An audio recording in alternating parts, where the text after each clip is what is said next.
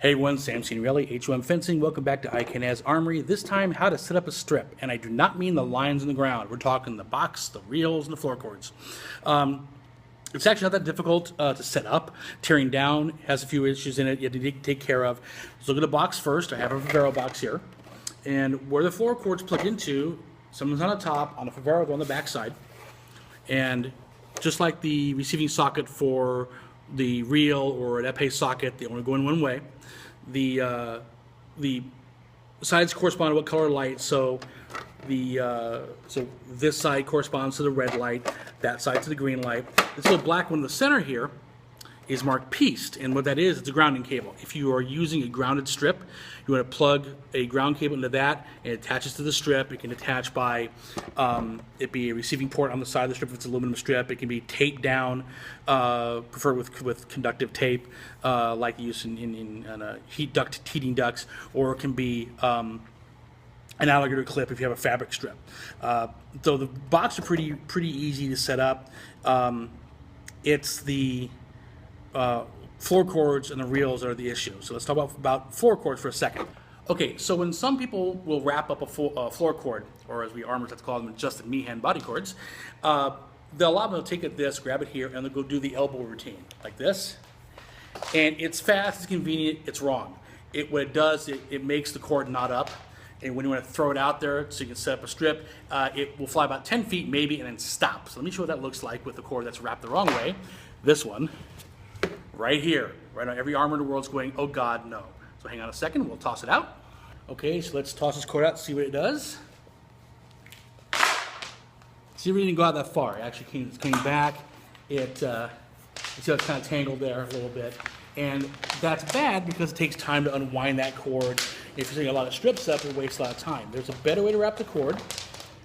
I'll show it to you here. You take it, stretch like this. Now watch where my hands go.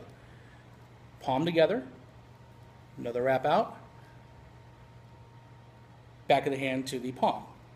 And we see we alternate that. In and out, in and out. What you're doing is you're making a coil. So when you toss it, it uncoils, and ideally will fly out the entire length of the cable. And let's see about that. So here it is. Way out there. So that's not a problem there. That's how you wrap the cords. Let's look at floor reels next. Okay, so let's talk about reel setup. You're going to run typically 2, maybe 3 different versions of the reels at most events. Typically you see the almond reel, we jokingly call the blue turtle reel. These are ones that are in the Nationals crate, and they're very, very common. You also might see the Faveros, the little square pizza boxes, and occasionally see we call snail reels or Leon Paul's, or kind of a triangular, standing up triangle shape. The important thing here is orientation and taping the reel down properly. And before we go on, the back of the reel here is where the floor cord goes. If you have an almond has this arm off to the side, ignore that. That's for an old grounding system that we no longer use, so ignore that one. Orientation, let's take first. Let's say this is the strip. Strip's going this way. We want to make sure that the reel is oriented so the cable is going out that way, not that way. I've seen that done. Why I thought it was a good idea, I'll never know. Placement. This is the reel, don't place it here. Why? So we treat over the line and trip on it.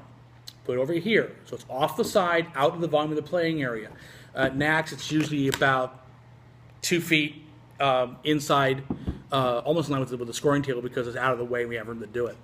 As far as taping it down, the idea is make sure the reel doesn't follow you. Almond reels are notorious for following you like a lost puppy down the strip if you don't have them taped down properly. I saw one a couple weeks ago at a tournament where the reel was following the fencer, and not only had it followed him down to the strip to about midway between his on-guard line and his 2-meter line, it was actually about 1.5 feet inside the strip. He could have easily tripped on it. And it was saber, so he was going to move fast.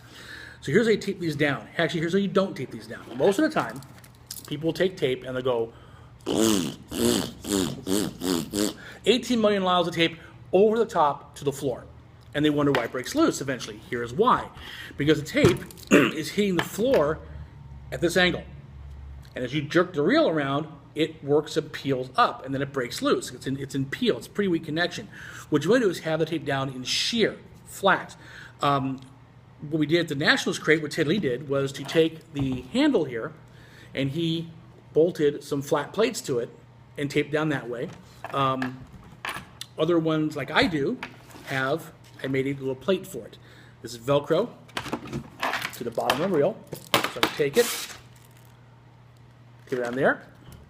That sticks at the back, and what I'll do is I will put a line of 3-inch masking tape over the back right here. So it's holding onto this and holding onto the floor. It is in shear, and the reel rarely breaks loose. And I have saber fencers, so they pull on quite often. You can also do another way where you take 2 pieces of tape. Let's say my palm's a sticky side.